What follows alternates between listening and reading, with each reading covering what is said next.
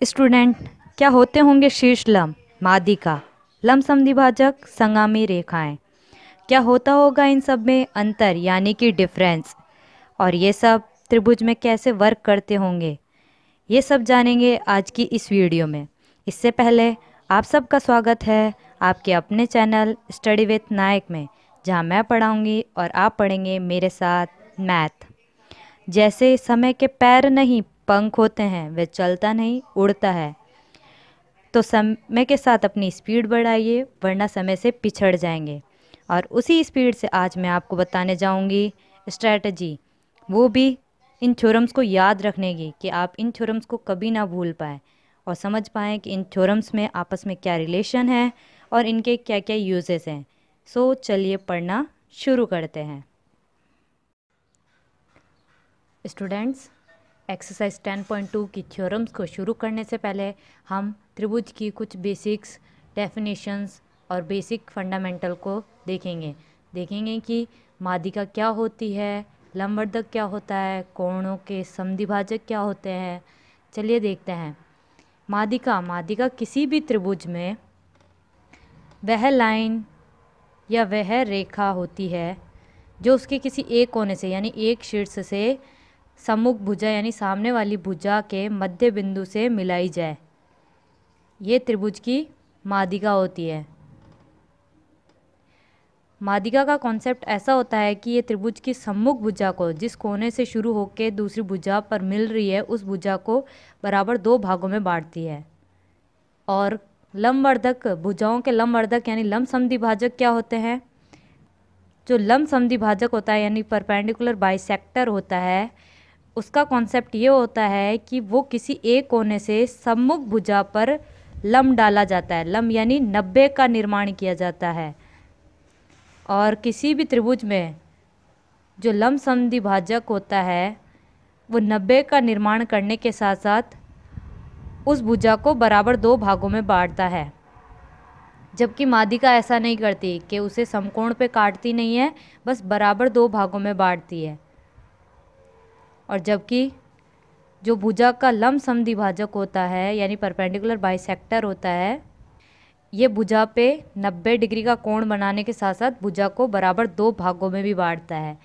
अब हम देखेंगे कि कोणों का समद्विभाजक क्या होता है। किसी भी कोण का समद्विभाजक वह लाइन होती है या वह अर्धक होता है जो उस कोण को बराबर दो भागों में बांटे। जैसे माध्यिका भुजा को दो बराबर भागों में बांट रही थी, वैसे ही कोण अर्धक कोण को बराबर दो भागों में बांटता है। यानी इसका जो मान, जैसे हम मान लें कि ये पूरा 60 डिग्री का है, तो कोण अर्धक इसे 30 डिग्री में बांटेगा। ये हमारा होगा कोण अर्धक या कोण समद्विभाजक, एंगल बाइसेक्टर। ठीक है। हमारा अगला कॉन्सेप्ट है संगामी रेखाएं। संगामी रेखाएं क्या होती है? वे रेखाएं जिनकी संख्या 3 से अधिक हो और तीनों आपस में इस प्रकार प्रतिच्छेद करती हो कि वो एक ही बिंदु से होकर गुजरे, यानी उनका जो एक पॉइंट हो उन सब में कॉमन हो, वो उनका संगामी बिंदु कहलाता है। और वो सारी की सारी लाइंस आपस में संगामी रेखाएं कहलाती है, कनकरेंट्स लाइंस कहलाती हैं। संगामी बिंदु को कहते हैं द पॉइंट ऑफ कनकरेंसी। ये हमारे कुछ बेसिक कॉन्सेप्ट थे जो हम त्रिभुज में यूज़ लेते हैं। इन सब में अब डिफरेंस क्या है एक बार फिर से देख लीजिए कि माध्यिका होती है वो त्रिभुज के किसी एक कोने से सम्मुख भुजा पे इस प्रकार मिलाई जाती है कि उस सम्मुख भुजा का मध्य बिंदु होने के साथ साथ उस भुजा को बराबर दो भागों में बांटे। जबकि लंब समद्विभाजक उस भुजा को बराबर दो भागों में बांटने के साथ साथ 90 डिग्री का निर्माण करता है। जबकि माध्यिका के केस में ऐसा नहीं होता कि वहाँ बनने वाला कोण 90 डिग्री का हो। यानी हमारा अगर कोई त्रिभुज इस प्रकार का है, यानी विषमबाहु त्रिभुज है, ऐसा त्रिभुज जिसकी तीनों भुजाओं का मान अलग अलग हो, तो उस केस में माध्यिका क्या होगी? जैसे इस भुजा का मध्य बिंदु ये है हमारा, और इस शीर्ष से यानी इस कोणे से हम इसको मिलाएं, तो यहाँ आप देख रहे हैं कि ये हमारा तो न्यून कोण और ये अधिक कोण का निर्माण हो रहा है, यानी ये एंगल इससे छोटा है। जबकि लंब समद्विभाजक में जो कोने से यानी शीर्ष से सम्मुख भुजा पर जो लाइन ड्रॉ की जाती है, लंबवत खींची जाती है, वो इस प्रकार खींची जाती है कि भुजा दो बराबर भागों में बंटने के साथ साथ उस भुजा पे समकोण का भी निर्माण होता है। और कोण समद्विभाजक क्या होता है? कोण समद्विभाजक किसी भी कोण को दो बराबर भागों में बांटता है। और हमारी संगामी रेखाएं वे रेखाएं होती हैं जिनमें एक बिंदु उभयनिष्ठ हो यानी कॉमन हो, और वो सारी की सारी लाइन्स क्या कहलाती हैं? संगामी रेखाएं। चारों थ्योरम्स को समझने के लिए एक शानदार स्ट्रैटेजी है जिसे जानने के बाद अभी आप कभी भी इन थ्योरम्स को नहीं भूल पाएंगे। और अगर आपको थ्योरम 10.1 और 10.2 भी समझनी हो तो उसका लिंक मैंने डिस्क्रिप्शन बॉक्स में दे दिया है, वहाँ जाके आप इस थ्योरम्स को समझ सकते हैं। तो वीडियो को स्किप किए बिना लास्ट तक ज़रूर देखिए। और चलते हैं हमारी स्ट्रैटेजी की तरफ। हमारी स्ट्रैटेजी है कुछ इस प्रकार, आपको अपनी स्क्रीन पे दिखाई दे रही होगी कि जो प्रमेय 10.1 और 2 थी, उसके आगे 10.3 और 4 है, 5 और 6 है। हमारी प्रमेय 10.3, 10.4, 10.5 और 10.6 ये हमारी बची हुई 4 थ्योरम्स हैं जो 10.2 में हमारे यूज़ आएगी। और इन सब में एक कॉमन चीज़ है कि हमें जो सिद्ध करना है वो है संगामी जो मैंने आपको अर्थ बताया था कि संगामी क्या होता है, जिनमें एक कॉमन पॉइंट हो, ठीक है। और हमें दिया है 10.3 के अंदर हमें दिया होगा लंब समद्विभाजक, 10.4 में है कोण अर्धक, और 10.5 में शीर्ष लंब, और 10.6 में माध्यिका। यानी हमें ये दिया होगा और इनके थ्रू हमें संगामी को प्रूफ करना है। यानी ये इनके जो संगम पॉइंट्स हैं लंब समद्विभाजक, त्रिभुज में जो लंब समद्विभाजक होते हैं, कोण अर्धक होते हैं, शीर्ष लंब होते हैं और माध्यिका, इनका जो संगम बिंदु होता है वो संगामी होता है। इन चारों थ्योरम में कॉमन चीज़ यही है कि हमें इनके जो प्रतिच्छेदन का पॉइंट है यानी कॉमन पॉइंट है वो एक संगामी है, ये हमें प्रूफ करना है। और हम ये प्रूफ कैसे करेंगे? 10.3 में हम 10.1 थ्योरम का यूज़ करेंगे और 10.4 के अंदर हम 10.2 का यूज़ करेंगे। 10.1 जो थ्योरम थी उसका स्टेटमेंट था कि दो बिंदुओं से समदूरस्थ कोई बिंदु है जो अगर उसका बिंदु पथ खींचा जाए तो वो उस बिंदु पथ पे स्थित होगा जो उस रेखाखंड को लंब समद्विभाजित कर रहा होगा। यानी बेसिकली उस पॉइंट से खींचा गया लंब जो उस भुजा को बराबर दो भागों में बांटे उस पे स्थित होगा उसका बिंदु पथ। वैसे ही 10.4 के अंदर हम 10.2 थ्योरम का हम स्टेटमेंट यूज़ करेंगे। हमारी जो प्रमेय 10.2 है उसका कथन कुछ इस प्रकार था कि दो लाइनें जिनसे समान दूरी पर स्थित कोई बिंदु है उसका बिंदु पथ उन दोनों लाइनों के मध्य बनने वाले कोणों के अर्धक पर यानी उस कोण को बराबर हिस्सों में बांटने वाली लाइन पर स्थित होगा। उसका यूज़ करते हुए हमें कोण अर्धकों की जो संगामी बिंदु है उन्हें संगामी प्रूफ करना है। और जो हमारी प्रमेय 10.5 है उसके अंदर हमें शीर्ष लंबों का संगामी बिंदु जो हमें प्रूफ करना है वो किसके सहायता से करना है? समांतर चतुर्भुज प्लस जो हमारी प्रमेय 10.3 जो हम प्रूफ करेंगे कि लंब समद्विभाजकों का संगामी मतलब लंब समद्विभाजक रेखाएं भी संगामी रेखाएं होती है, उसके थ्रू हम इसे शीर्ष लंब को संगामी प्रूफ करेंगे। और वैसे ही जो हमारी 10.6 है जिसमें हमें माध्यिकाओं का यूज़ करते हुए मतलब माध्यिका हमें दी होगी कि किसी भी त्रिभुज में कितनी मैक्सिमम माध्यिकाएं हो सकती है।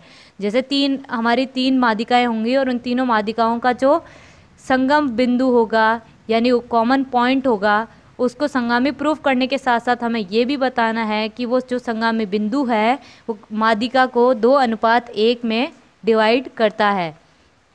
और इसे प्रूफ करने के लिए हम क्या करेंगे? हम यूज़ करेंगे एक कॉन्सेप्ट समांतर चतुर्भुज का और दूसरा जो आपने 9वीं क्लास में एक स्टेटमेंट पढ़ा होगा कि दो भुजाओं यानी किसी भी त्रिभुज की दो भुजाओं के मध्य बिंदु को मिलाने वाली रेखा तीसरी भुजा के समांतर होती है और आधी होती है। इन चारों थ्योरम्स को जब हम प्रूफ करेंगे तो हमें चारों थ्योरम के द्वारा एक एक चीज़ प्राप्त होगी। और वो क्या?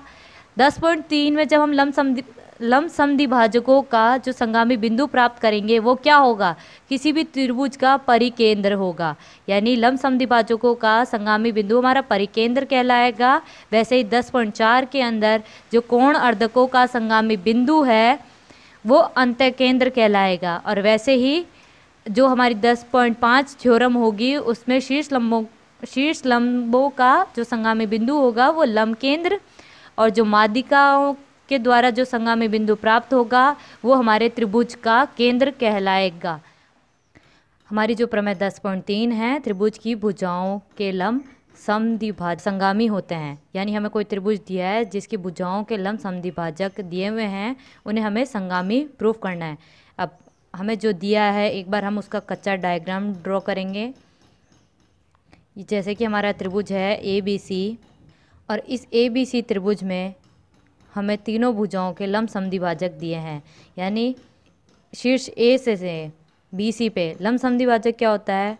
वह लाइन जो एक शीर्ष से सम्मुख भुजा पर इस प्रकार खींची जाए कि वो सम्मुख भुजा को समकोण पर काटे और बराबर भागों में बांटे। ठीक है, इसी प्रकार C से AB पर, इसे मैं D नाम दूंगी, इसे E, और B से जो हमारा गुजरेगा लंब समद्विभाजक वो हमारा F पॉइंट पे जाके मिलेगा। ठीक है, अब हम क्या लिखेंगे? सबसे पहले कि हमें दिया क्या है। हमें दिया है कि त्रिभुज में लंब समद्विभाजक है, यानी कि जो हमारा AD है वो लंब है BC पर, और जो हमारा CD बराबर हो रहा है BD के, और ये जो हमारा काट रहे हैं, ये प्रतिच्छेद कर रहे हैं, ये बिंदु हमारा O है। अब हम क्या करेंगे? हम करेंगे कि हमें सिद्ध क्या करना है। अभी हम ये लिखेंगे, सिद्ध करना है। सिद्ध क्या करना है कि लंब समद्विभाजकों का संगम बिंदु होता है संगामी।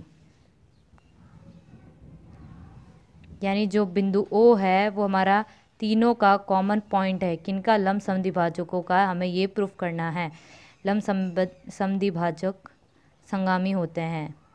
उत्पत्ति में इस थ्योरम में हमें कुछ नहीं करना, सिर्फ हमें हमारी 10.1 थ्योरम है उसका यूज़ करते हुए चलना है। अब यूज़ कैसे करना है?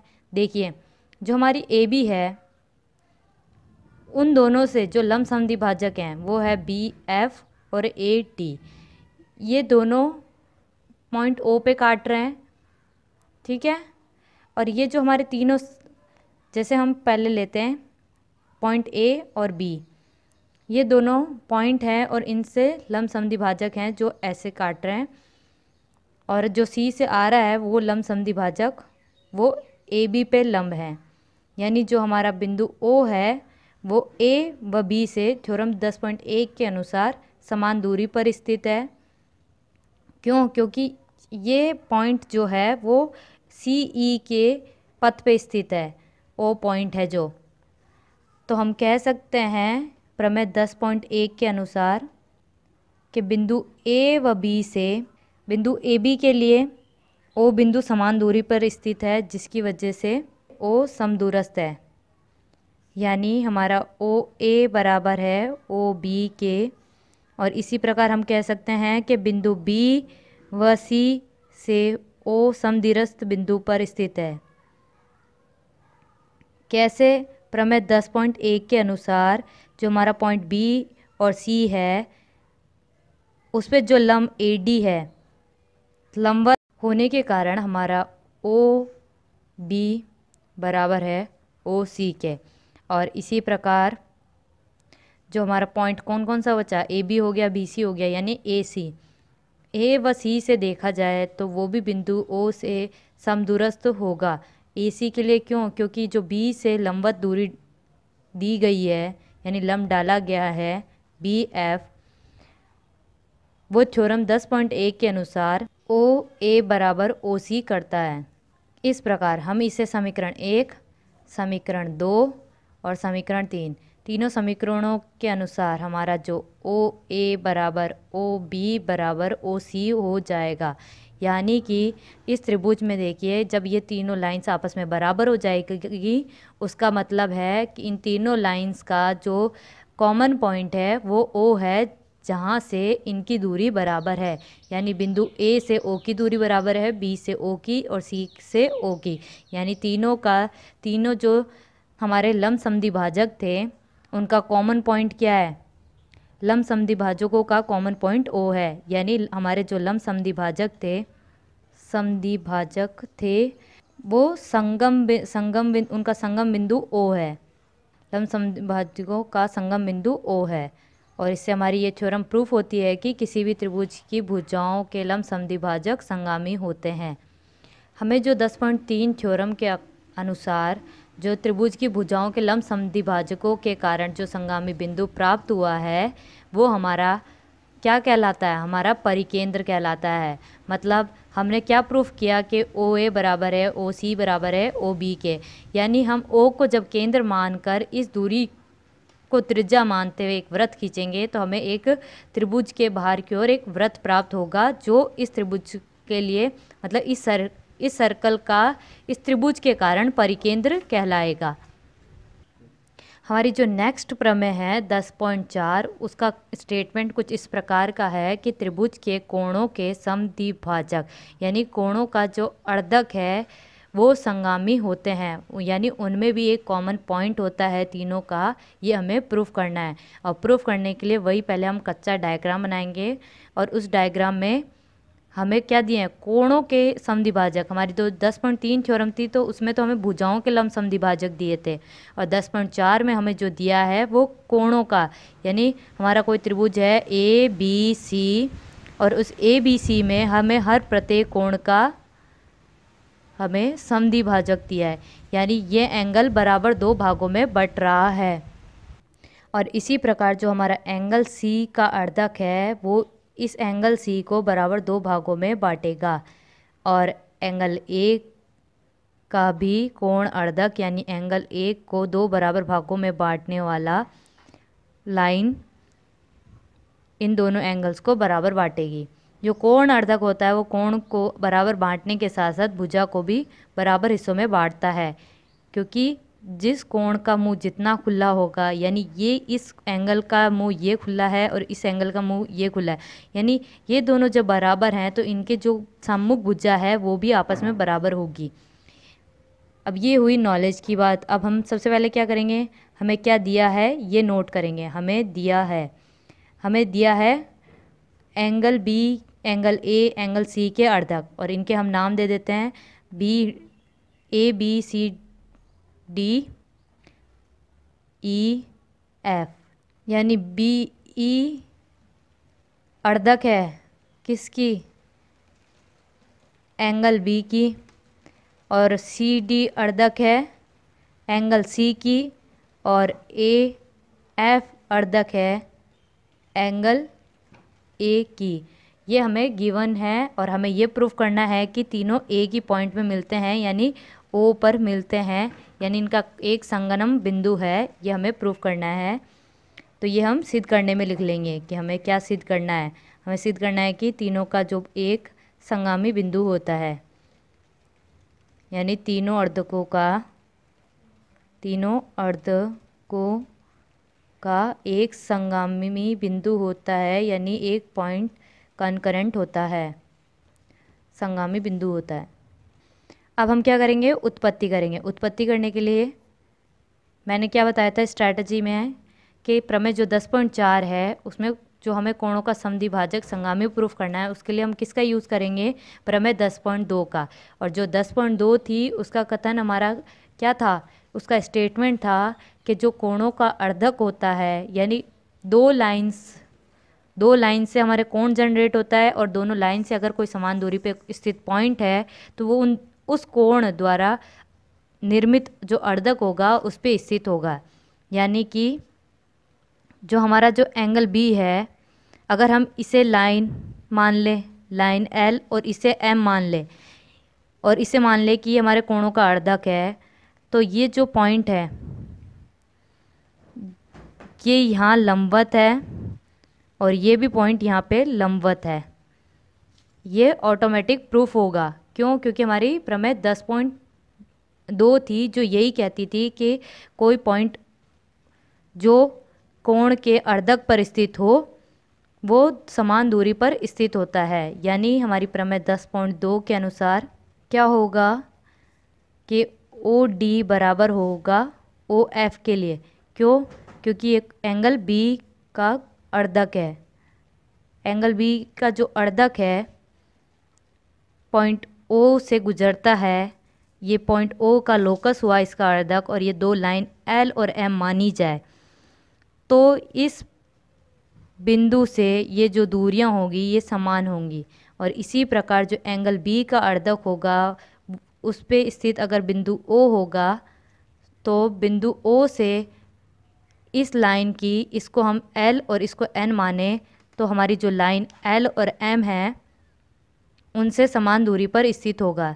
यानी एंगल सी के लिए, एंगल सी के लिए हमारे पास क्या होगा, ओ एफ बराबर होगा ओ ई के। ये हमारी समीकरण 1 थी, ये हमारी समीकरण 2 है। और एंगल ए के लिए भी इसी प्रकार, एंगल ए के लिए क्या करेंगे, एंगल ए के लिए आप देख सकते हैं इसका जो अर्धक होगा उस पे स्थित बिंदु ओ दोनों से समान दूरी पर स्थित होगा, यानी ओ डी बराबर होगा ओ ई के। ये हमारा समीकरण 3।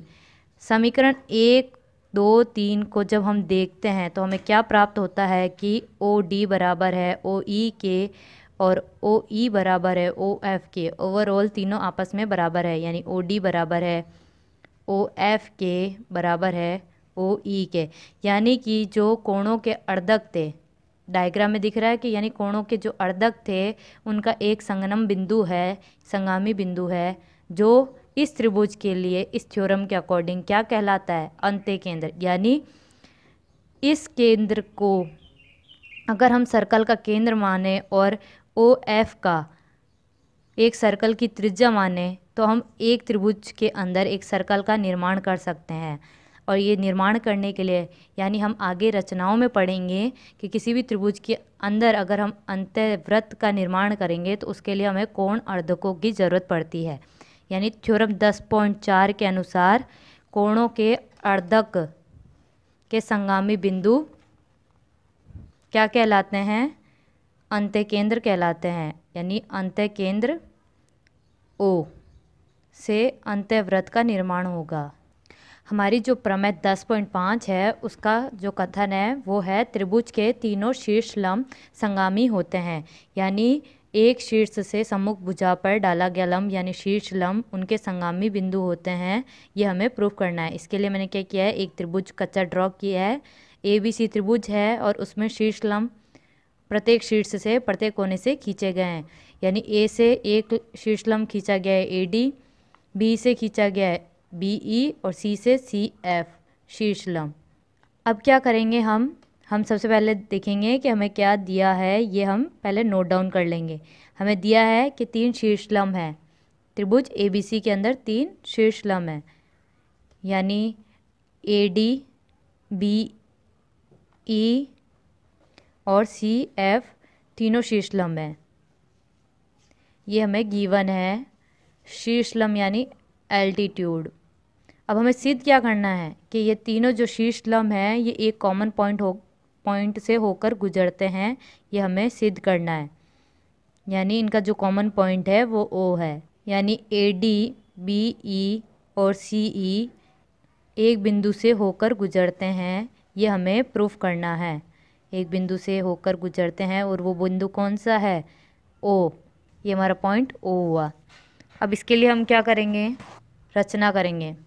और रचना किस प्रकार करेंगे, ये एक ऐसी चीज़ है जो आप इस थ्योरम को आसानी से याद रख सकते हैं। इस थ्योरम में जब भी शीर्ष लंब वाली कोई थ्योरम आए जिसमें संगामी प्रूफ करना हो, उसमें क्या करना पड़ेगा आपको कि प्रत्येक शीर्ष से सम्मुख भुजा के पैरेलल यानी समांतर एक, यानी हर कोने पर एक समांतर लाइन खींचनी होगी आप सबको सम्मुख भुजा के समांतर। कैसे, सबसे पहले हम AC के समांतर एक पैरेलल लाइन ड्रॉ करेंगे।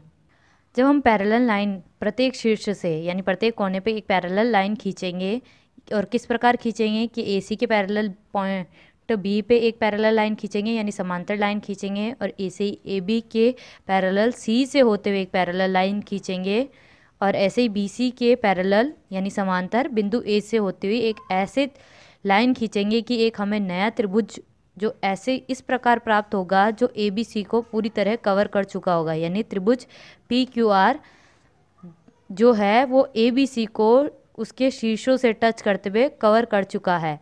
अब हम क्या करेंगे, ये हमारी रचना हुई, यानी हमने एक त्रिभुज पी क्यू आर की रचना की, पी क्यू आर की रचना की, कंस्ट्रक्शन किया उसका।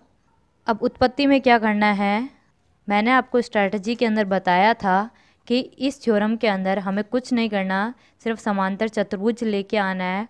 और जो हमारी प्रमेय 10.3 थी जिसके अंदर हमने अभी अभी प्रूफ किया था कि किसी त्रिभुज के लंब अर्धक परस्पर संगामी होते हैं, यानी उनका एक कॉमन पॉइंट होता है, वो प्रूफ किया था। उसका यूज़ करते हुए इस थ्योरम को प्रूफ कर लेंगे और बहुत ईजीली। कैसे, सबसे पहले हम देखेंगे हमारा त्रिभुज बी सी ए आर, ये हमारा एक कैसा बन रहा है, एक चतुर्भुज है जिसके अंदर हमारे जो BC है वो पैरेलल है RA के। क्यों, क्योंकि रचना हमने कुछ इस प्रकार की है कि BC के पैरेलल है, यानी RQ है उसको हमने रचना से खींचा है, यानी उसकी आधी लेंथ यानी RA भी BC का पैरेलल हुआ, यानी चतुर्भुज BCAR में जो BC है वो पैरेलल है RA के, किससे, ये रचना से। ये हमने इस प्रकार की रचना की है। और BC के अलावा BR है जो पैरेलल है AC के, ये भी हमने रचना से किए। यानी ये जो चतुर्भुज है ये हमारा कैसा चतुर्भुज है, यानी चतुर्भुज BCAR एक पैरेललोग्राम है, यानी समांतर चतुर्भुज है। और समांतर चतुर्भुज में क्या खासियत होती है कि समांतर चतुर्भुज होता है उसके आमने सामने की भुजाएं समांतर होने के साथ साथ बराबर भी होती है, यानी जो हमारा RA है वो बराबर है BC के और BR है वो बराबर है AC के। इसी प्रकार हम चतुर्भुज ABCQ लेंगे, ABCQ, और इसमें ये पैरेलल हुई रचना से, ये भी पैरेलल हुए रचना से, यानी समांतर हुए। और जब हम देख रहे हैं कि आमने सामने की सम्मुख भुजाएं हैं जो पैरेलल हो चुकी है यानी समांतर हो चुकी है, तो ये एक हमारा समांतर चतुर्भुज बनेगा। और इसमें भी आमने सामने की भुजाएं हैं जो बराबर होगी, यानी हमारी इस डायग्राम के अंदर भी जो चतुर्भुज है ABCQ ये भी कैसा चतुर्भुज होगा, समांतर चतुर्भुज होगा। और समांतर चतुर्भुज होने के कारण इसकी सभी आमने सामने की भुजाएं बराबर होगी, यानी कि AQ बराबर होगा BC के, AB बराबर होगा QC के। ठीक है, अब हमने दोनों चतुर्भुज समांतर प्रूफ किए और समांतर प्रूफ होने के साथ साथ उनकी भुजाएं भी बराबर हो गई। अब आप डायग्राम में देख पा रहे हैं कि जो AD है वो शीर्ष लंब है भुजा BC पर। ये किससे, ये तो हमें दिया है कि जो हमारा AD है वो हमारा BC पर लंब है और BC है वो किसके पैरेलल है, QR के। क्यों, क्योंकि ये हमने प्रूफ किया है कि जो BC है वो QR के पैरेलल है।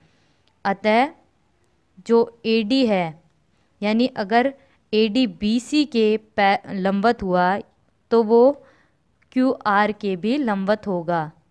अतः AD QR के लंबवत होगा। एक बार डायग्राम में देखिए, जो AD है वो BC के लंबवत है और BC है जो इसके पैरेलल है, किसके समांतर है, RQ के। यानी AD इस पे लंबवत है तो इसके साथ साथ इस पे भी लंबवत ही है, क्योंकि समांतर भुजाओं की बीच की दूरी ऑलवेज सेम रहती है और लंबवत रहती है। तो यानी AD है BC के लंबवत होने के साथ साथ RQ पे भी लंबवत है।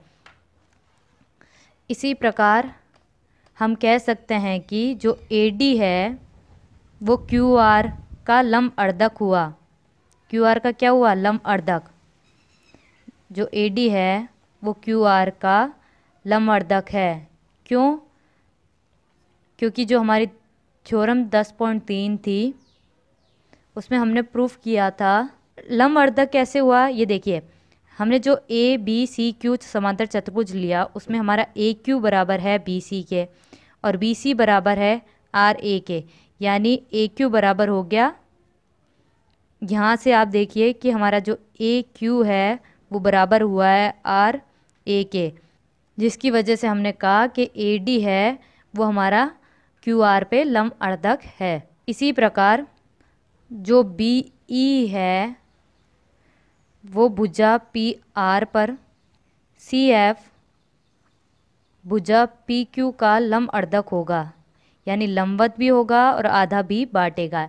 ये हमें पता चल चुका है कि हमारे जो बी ई है, सी एफ है और ए डी है वो लंब अर्धक हैं। किसके लिए? त्रिभुज पी क्यू आर के लिए।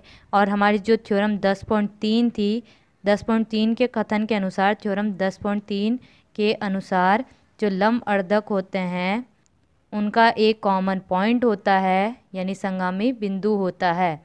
लंब अर्धकों का एक संगामी पॉइंट होता है और वो पॉइंट हमारे पास क्या है? लंब अर्धकों का संगामी बिंदु।